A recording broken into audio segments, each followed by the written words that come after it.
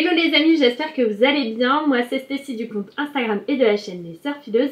Et aujourd'hui je vous retrouve pour une nouvelle vidéo en collaboration avec Boudoir Français. Il y a quelques semaines du coup, Alison, la créatrice de Boudoir Français, m'a contacté pour me proposer de tester sa formation kimono et j'ai tout de suite accepté. J'avoue que j'étais à la fois un petit peu étonnée et honorée parce que c'est une marque dont j'admire énormément le travail et l'univers. Je trouve qu'elle fait vraiment un boulot génial et d'ailleurs j'avais un petit peu peur de ne pas être à la hauteur pour représenter la marque. J'avais peur de ne pas lui rendre justice, donc je croise les doigts pour que ce soit le cas. Si vous connaissez pas Boudoir Français, c'est une marque spécialisée dans la formation de lingerie et homeware également. Alison a travaillé du coup pendant 6 ans chez Chanel et elle met un point d'honneur vraiment à nous transmettre les bonnes techniques de couture. C'est en partie pour cela qu'elle propose uniquement des formations complètes et non pas des patrons avec livret. Elle le dit assez souvent. Elle attache aussi beaucoup d'importance aux finitions afin d'avoir un résultat de qualité et professionnel.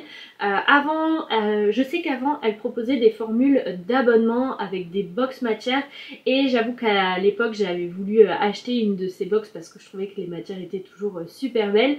Cependant j'aimais pas l'idée de devoir coudre telle pièce tel mois. Moi j'aime bien choisir mes cousettes en fonction de mes envies, etc. Et donc je n'avais jamais pris cette formule là. Je préfère du coup ce qu'elle propose maintenant, mais par contre j'espère qu'elle refera des box parce que je trouvais qu'elles étaient vraiment super. L'un des gros avantages avec les formations également qu'elle propose, c'est qu'elles sont accessibles même sans surjeteuse, puisque on travaille justement ces finitions et on peut également travailler avec des matières non stretch, ce qui fait que c'est également accessible aux débutants. Moi c'est justement ce qui m'avait attiré la première fois puisque j'avais acheté déjà l'une de ces formations à titre personnel il y a 1 an ou 2 dans le but justement de me familiariser au moins avec le produit pour ensuite partir sur des matières plus techniques, parce que chez les autres marques souvent ce qui me faisait peur c'était les matières, et donc le fait de là savoir que c'est une matière un petit peu plus classique, ça m'avait rassurée, même si au final je n'ai jamais pris le temps de coudre cette formation, mais du coup le fait d'avoir cette collaboration, ce sera justement l'occasion. J'ai déjà visionné une partie des vidéos, puisque vous n'avez pas juste la formation, vous avez également des vidéos un peu préparatoires, et j'ai beaucoup aimé son approche. J'ai d'ailleurs appliqué l'un de ses conseils qui était de démarrer dans un atelier bien rangé pour être dans de bonnes conditions. Quand Alison m'a contactée, j'avais d'abord pensé réaliser un kimono dans un satin fleuri, mais cette version ayant déjà été faite plusieurs fois, elle m'a plutôt proposé d'opter pour une version veste ou alors peignoir, pyjama, sortie de bain. Au départ j'étais plutôt partie sur la version veste et finalement j'ai choisi la seconde option. Et donc je suis partie sur cette double gaze avec des petites cerises trop mignonnes de chez Batikou. En plus du kimono, Alison m'a proposé un patron de mon choix. Je suis donc partie sur le corset, mais ça à mon avis vous le verrez dans une autre vidéo plutôt bilan couture. Mais donc elle m'a aussi offert la formation du shorty, puisque je lui ai proposé en fait de coudre un petit ensemble, et si j'y arrive, que j'ai un petit peu de temps, j'essaierai du coup de me coudre la brassière que j'ai achetée à titre personnel. D'ailleurs si l'une des formations de Boudoir Français vous intéresse, je vous mets en barre d'infos un lien d'affilié. Ça ne change rien pour vous, c'est juste que moi je touche un petit pourcentage, une petite commission du coup qui soutient mon travail et qui prouve à Alison que ça vous plaît. Bref, comme d'habitude je parle un petit peu trop, donc je vais vous laisser avec les images de la coupe, etc. Et je vous retrouve un petit peu plus tard pour vous faire un récap.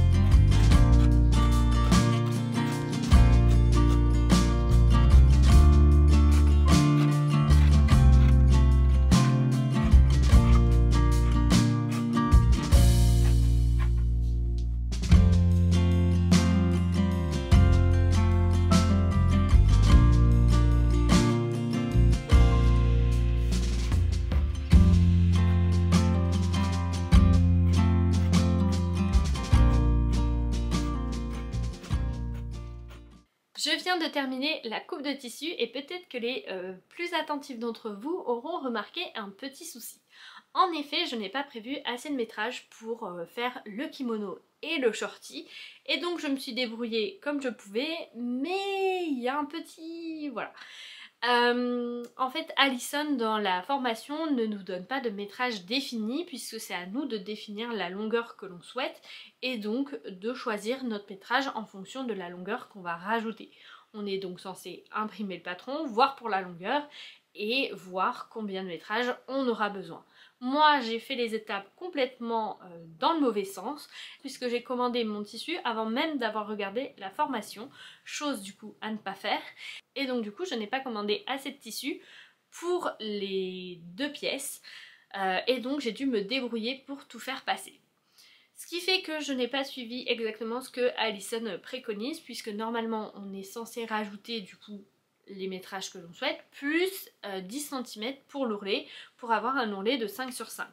Moi ici j'ai rajouté 5 cm et j'ai rajouté 3 cm d'ourlet puisque si je rajoutais 10 cm j'avais pas assez pour faire mon shorty et ça me tenait quand même pas mal à cœur de l'avoir. Donc j'ai réduit l'ourlet pour en faire un repli de 1 puis un repli de 2. Autre petit point que je n'avais pas fait attention quand j'ai commandé mon tissu, c'est que ce dernier avait un sens. Du coup je me suis dit que j'allais rajouter 50 cm de métrage pour le shorty, que ça allait être largement suffisant, puisque moi j'avais en tête de couper mon shorty une pièce du coup comme ça et l'autre comme ça. Sauf que bah du coup comme il y a un sens, et ben je me retrouve avec des cerises sur le fessier à l'envers. Du coup quand j'ai vu ça je me suis dit est-ce que du coup je ne couperai pas mon kimono comme il faut et tant pis pour le shorty, ou est-ce que je coupe mon shorty et je me retrouve avec des cerises à l'envers? Comme vous avez pu le voir, j'ai choisi la deuxième option, même si j'avoue que j'aurais préféré que les cerises soient à l'endroit, mais c'est une erreur de ma part, c'est moi qui n'ai pas fait les choses dans le bon ordre, j'ai pas fait les choses comme il faut. En soi là c'est pas très grave puisque c'est pas une pièce pour sortir dehors, donc c'est pas dérangeant on va dire, mais c'est vrai que malgré tout j'aurais aimé avoir quelque chose de correct, mais au vu du prix des frais de port, je voulais pas recommander 1 mètre de tissu juste pour réaliser le shorty, et en plus de ça il aurait encore fallu attendre pour tourner la vidéo et tout ça, et donc je n'avais pas envie d'attendre plus longtemps pour coudre ça, donc j'ai laissé tomber. Je me suis dit que j'allais coudre les cerises, enfin que j'allais couper du coup les cerises à l'envers. Mais donc voilà, faites attention quand vous commandez votre tissu, soyez sûr de ce que vous commandez et du projet que vous souhaitez faire dedans, parce qu'une erreur est très vite arrivée. Du coup je vais aller préparer la table et commencer la couture du modèle. Je pense réaliser le short en même temps que le kimono puisque de ce que j'ai vu dans la vidéo ça ne m'a pas l'air très compliqué, et du coup au moins je réunis toutes les étapes machine comme le préconise Alison. Alors elle préconise pour un modèle, pas d'en faire plusieurs, mais je me dis que voilà, comme c'est pas un modèle, le shorty n'est pas un modèle très compliqué, je peux rajouter les petites étapes en parallèle et suivre les deux en même temps. Je pense pas que je ferai de bêtises, du moins je serai un petit peu plus attentive. En tout cas j'aime vraiment le fait qu'Alison propose une couture productive. C'est vrai que souvent dans les livrets d'explications de créatrices ou de magazines on a tendance à faire les choses étape par étape pour accompagner les personnes plus débutantes, mais c'est vrai que moi qui couds depuis pas mal d'années maintenant, souvent ça me fait perdre du temps, je passe beaucoup plus de temps parce que je pense pas toujours à faire toutes les étapes qu'il faut à la machine. Il y a des moments où voilà, comme une chemise où je me dis bon ça je vais faire ça maintenant, je vais faire ça maintenant, et où je gagne effectivement un petit peu de temps, mais il y a des fois où j'ai envie de coudre mais je suis fatiguée et donc je vais pas forcément penser à faire une couture productive, je vais suivre le livret et je vais perdre en temps, et une chemise qui normalement aurait dû me durer 4 heures à faire, et elle m'en dure 7-8 parce que j'ai pas regroupé les étapes. Donc là le fait que j'ai pas à réfléchir, que j'ai juste à suivre la vidéo et où on me dit voilà fais ça, ça, ça, épingle ça, ça, ça, et ensuite on ira au fer à repasser, tout faire, c'est agréable.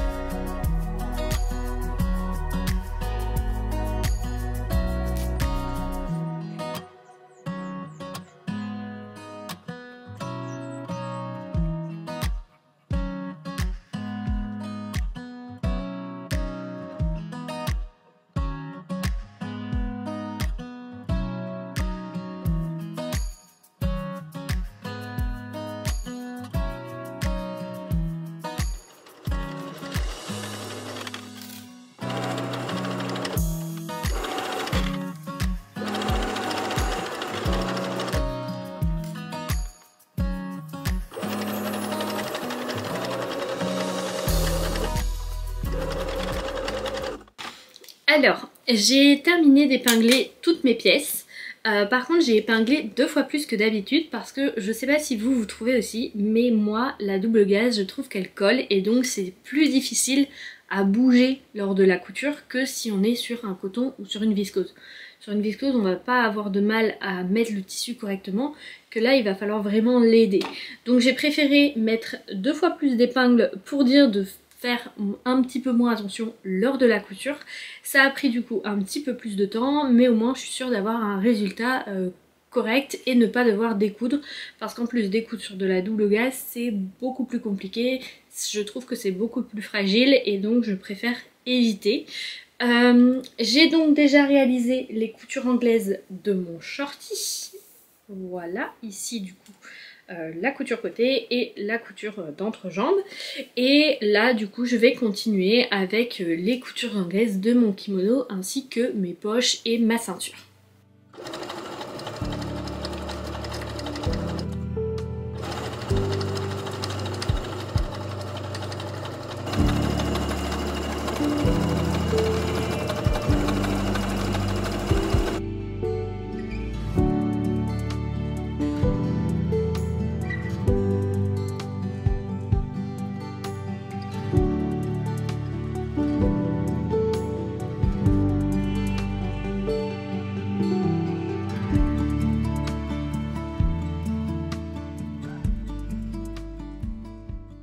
Alors j'ai terminé la première étape de mes coutures anglaises, c'est-à-dire que je suis venue coudre à 0,5 envers contre envers sur ma manche, mon kimono, etc. J'ai également cousu la ceinture ainsi que les poches et je vais venir du coup maintenant les retourner ainsi que les repasser. Et je vais également aller au fer à repasser pour préparer la deuxième étape de mes coutures anglaises. Cependant j'ai un petit doute au niveau des épaules de mon kimono. Je vais vous le montrer, je pense que ce sera plus clair si je vous montre. Je suis venue en fait placer mon kimono selon les retours de couture. C'est-à-dire que j'ai vraiment fait attention à ce que ce soit bord à bord ici, vous voyez. Et en soi, j'ai pas d'aisance ou de trop plein dans la matière. Et donc je me suis dit, c'est bon, c'est ok, je peux piquer. Je n'ai pas vérifié sur la vidéo. Sauf que je pense que j'aurais dû parce que j'ai peur qu'une fois que je vais retourner pour venir coudre en fait à 0,5, et ben je pense que ça va venir me créer un décalage puisque là, en soi, je n'ai plus assez de tissu pour venir jusqu'au bout. Donc j'ai peur que ça fasse, que ça n'aille pas, que ça crée un décalage et que ça soit pas forcément très joli. Donc je vais regarder sur la vidéo si j'ai fait une erreur ou pas et s'il faut je rectifierai, mais j'avoue que ça m'embête un petit peu étant donné que comme je vous ai dit c'est de la double gaze et c'est un petit peu embêtant à découdre. Du coup là il est 17h30, le soleil commence à se coucher, je pense que d'ici une demi-heure, une heure il devrait faire noir, donc je vais continuer à coudre jusque là et ensuite je m'arrêterai parce que j'ai pas envie de faire des plans à la lumière artificielle. Je préfère terminer demain ou alors mercredi, même s'il fera un petit peu moins beau, toujours plus agréable qu'une lumière artificielle. Donc là pour ce soir j'espère avoir terminé au moins les coutures anglaises et qu'il ne me reste plus en soi que le col et les finitions etc. à faire pour le kimono ainsi que pour le short. Du coup je ne m'attarde pas plus et je file au fer à repasser.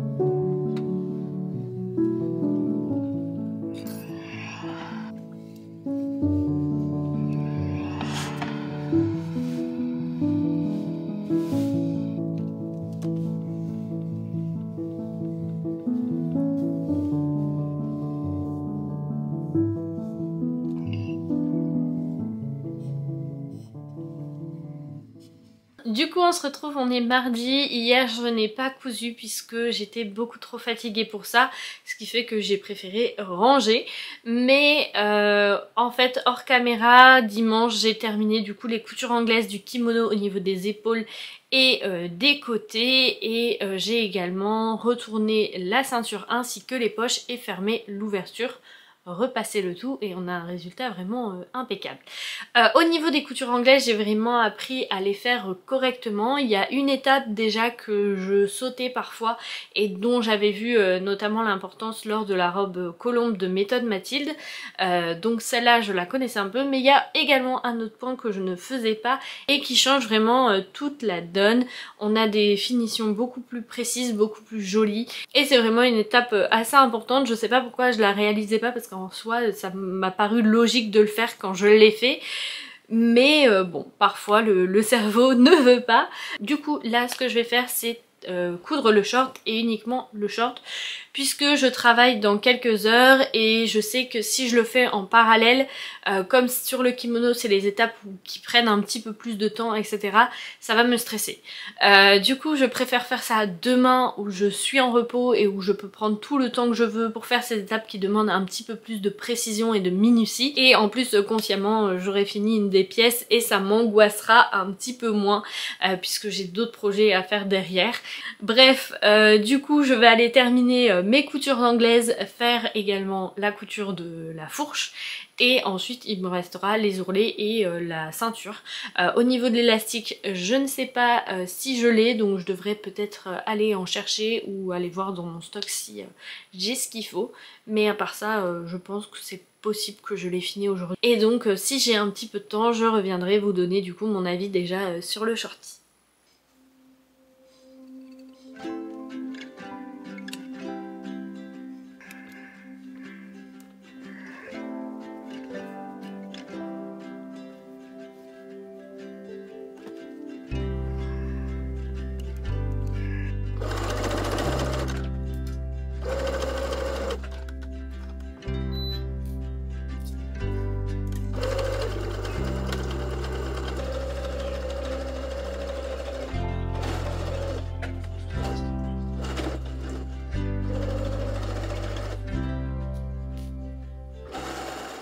Alors hier j'ai terminé du coup la couture du shorty. Voici ce qu'il donne. Alors je dois encore fermer, enfin régler l'élastique et le fermer, mais je verrai ça à la fin.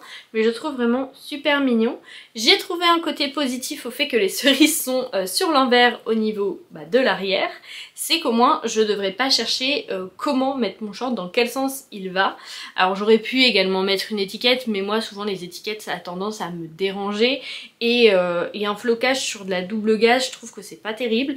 Donc on se fiera aux cerises et ce sera très bien. Est-ce que j'essaie de me voiler la face? Peut-être, mais il fallait bien que je trouve un argument pour que ça m'embête un petit peu moins, donc je l'ai trouvé. Au niveau du coup de mon avis pour la formation shorty, je trouve que c'est une formation parfaite pour les débutants. Peut-être un petit peu moins pour les personnes expérimentées parce qu'on n'apprend pas énormément de choses, énormément de techniques. On voit les coutures anglaises, la couture du rouloté et la coulisse élastique, mais quand vous avez déjà cousu plusieurs modèles, c'est quelque chose que vous avez probablement déjà vu ailleurs. Par contre, pour les débutants, des personnes qui ne connaissent pas forcément les techniques, qui n'ont jamais réalisé quoi que ce soit, là je trouve que la formation est idéale parce qu'elle nous apprend les bons gestes. On n'a pas besoin de surjeteuse, donc c'est parfait parce que souvent quand on est débutant on n'a pas forcément de surjeteuse non plus puisque ça a un certain coût, on a déjà investi dans la machine, on sait pas si on va continuer ou pas, si vraiment ça va nous plaire sur le long terme, donc effectivement c'est beaucoup plus intéressant. On apprend les bons gestes, les bonnes finitions et on a un vêtement quali dès le début, donc forcément ça va nous donner envie de continuer à coudre.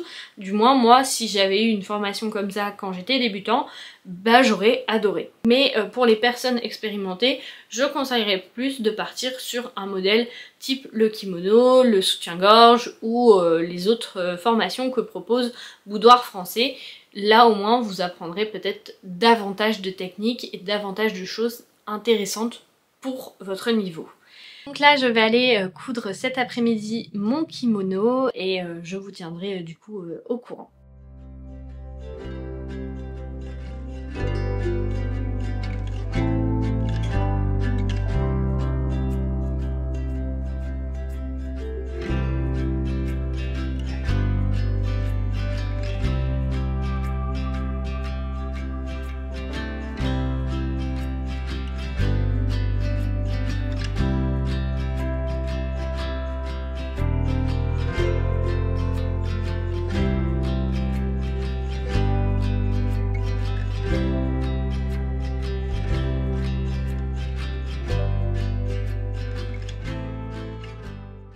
j'ai continué mon kimono, j'ai pas fait les étapes dans l'ordre qui était indiqué puisque déjà moi j'ai pas allongé énormément mon kimono, je n'ai pas non plus fait l'ourlet de 10 cm, ce qui fait que pour la poche, ben les repères ça fonctionnait pas.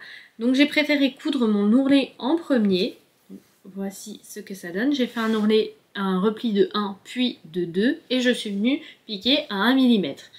Ensuite, je suis venue plaquer mes poches, donc pour ça je me suis servi du gabarit que Alison nous donne et je suis venue tracer l'emplacement que je souhaitais. Je pense donc que la poche est remontée de 4 cm. Je l'ai placée en fait 2 cm plus haut que ma piqûre d'ourlet, donc entre là et ma poche il y a 2 cm et je trouve que ça convient très bien, c'est pas choquant, c'est pas trop bas, trop haut. C'est parfait.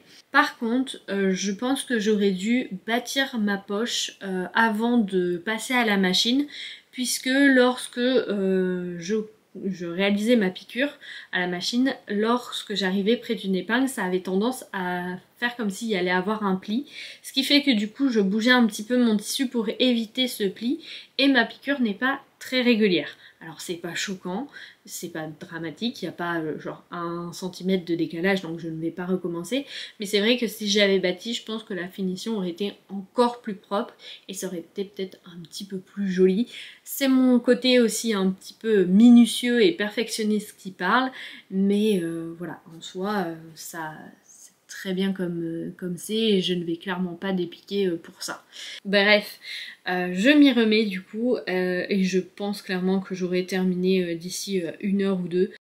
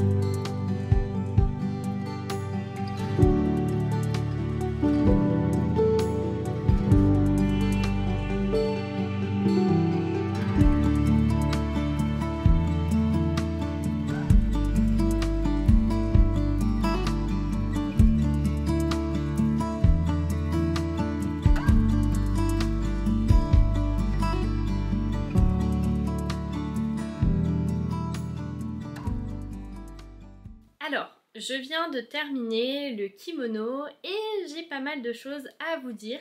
Il y a des points qui m'ont plu, des points qui m'ont un peu moins plu, donc je vais vous expliquer tout ça.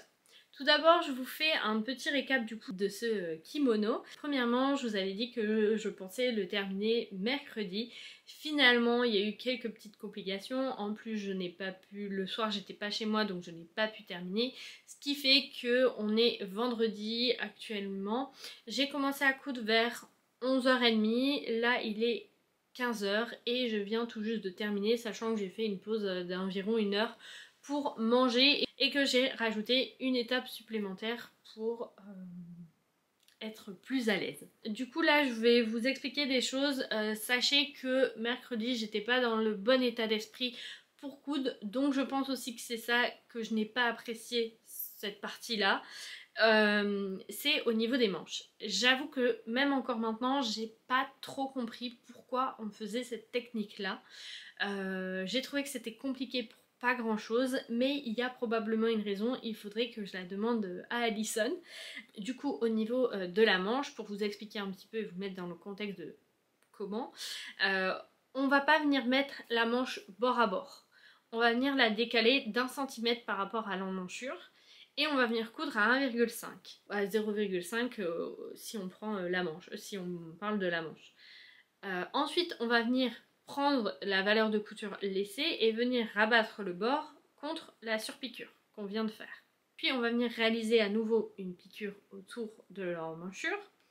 On va retourner l'ouvrage sur l'endroit. On va venir plaquer la marge de couture vers la manche et on va revenir faire une piqûre à 0,5 mm. Moi, il faut savoir que je pense clairement que mon tissu n'était pas adapté pour ce projet, ou du moins j'aurais dû faire quelques étapes supplémentaires pour qu'il le soit, puisque la double gaze, il y a plusieurs couches de tissu.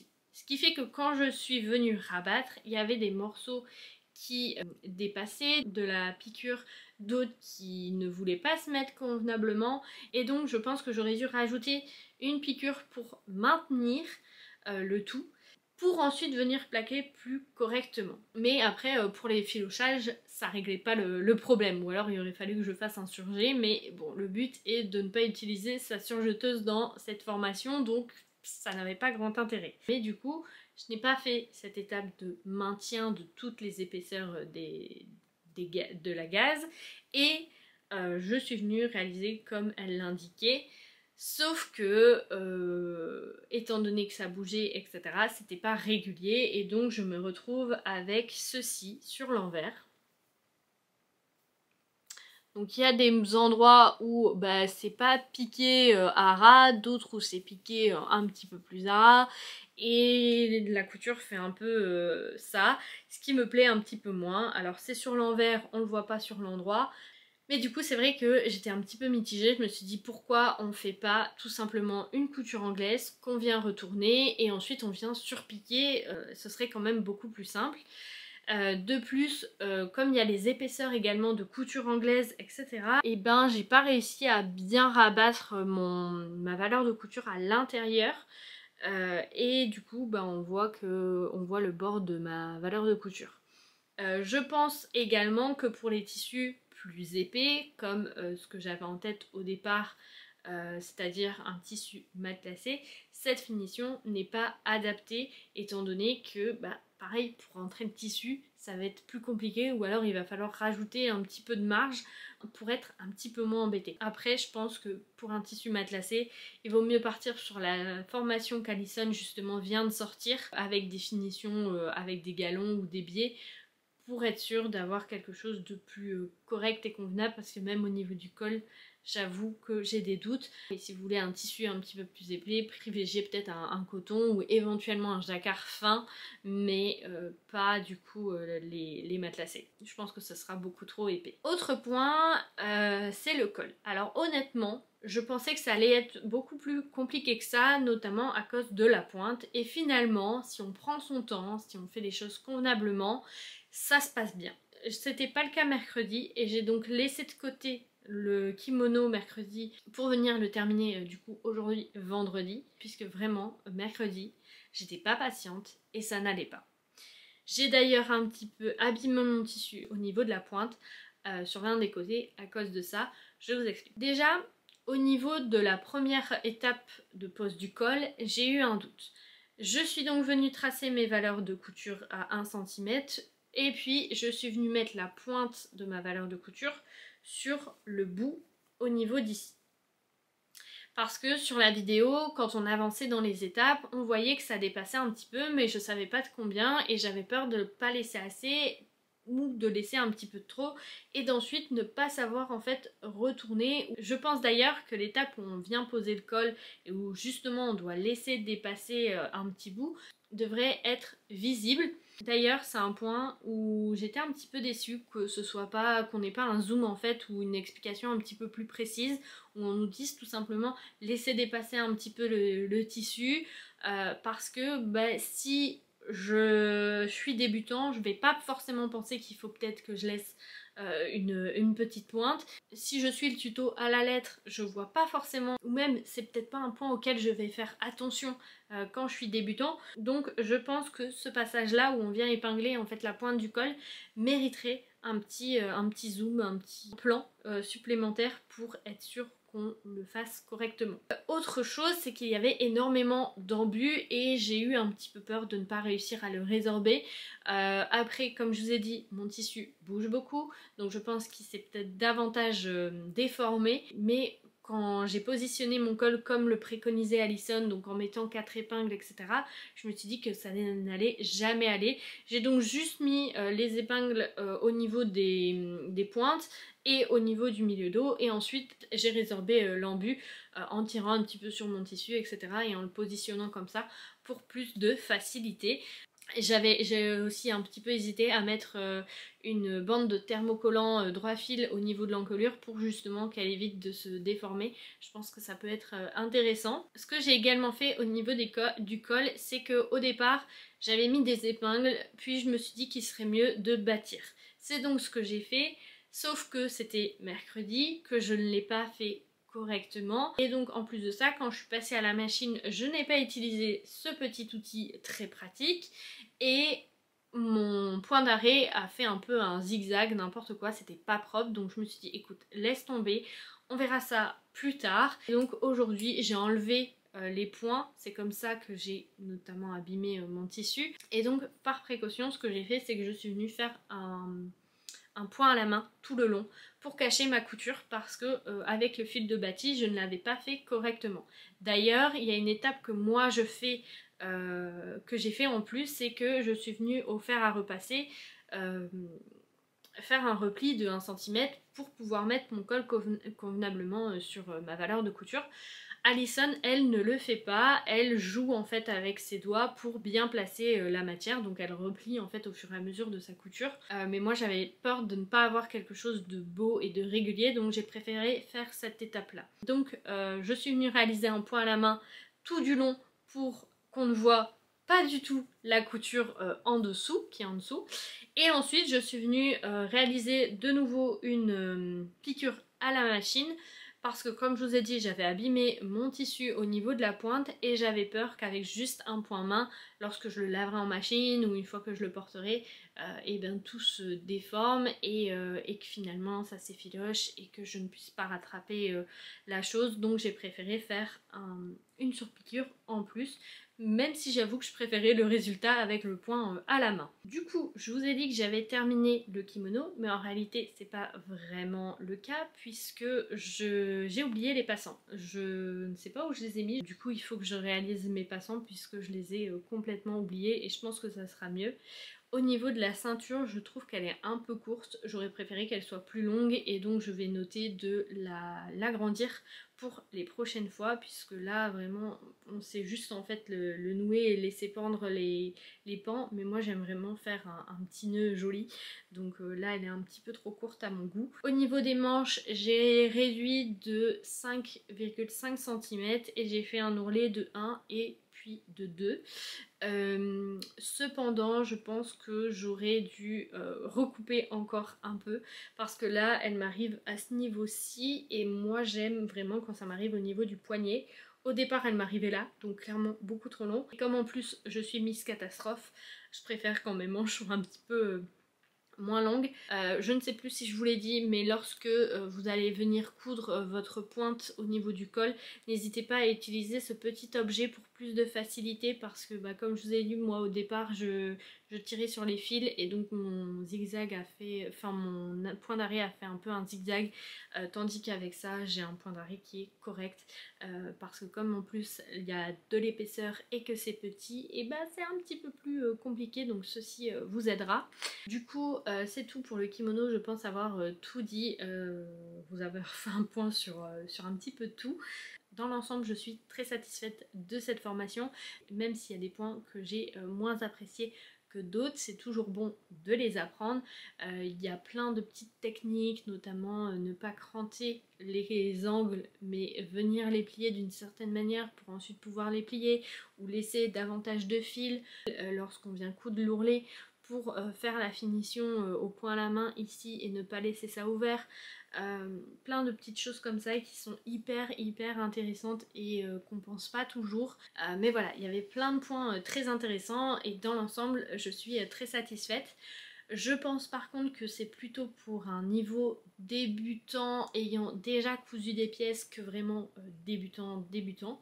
Parce que notamment au niveau de la pointe du col c'est un petit peu plus fastidieux, il faut prendre son temps, mais mis à part ça il n'y a rien de compliqué. Donc voilà, je suis hyper contente du résultat, je le trouve vraiment trop mignon. J'ai pas l'habitude de porter des kimonos mais là vraiment il est pas trop long, pas trop ample. Et je le trouve vraiment trop mignon avec ces petites cerises. Je pense éventuellement me réaliser un petit haut dans les tons verts. Au départ je m'étais dit dans les tons rouges, mais je pense que ce sera beaucoup plus doux avec un petit haut dans les tons verts. Donc je pense réaliser ça pour pouvoir le porter en pyjama. En tout cas je l'adore déjà, il est hyper confort, hyper cosy, la matière est agréable. J'aime pas trop coudre de la double gaze de par le fait qu'il y a plusieurs couches, bref, je trouve ça un petit peu plus compliqué, mais là j'avais vraiment flashé dessus. Bref, je vous laisse du coup avec le résultat porté. N'hésitez pas à me dire ce que vous avez pensé de cette vidéo en commentaire et à passer par le lien d'affilié si toutefois la formation kimono ou une autre formation vous intéresse chez Boudoir Français. Au moins ça soutient mon travail comme je vous l'ai dit. Je vous fais de très gros bisous et je vous dis à la prochaine. Bye!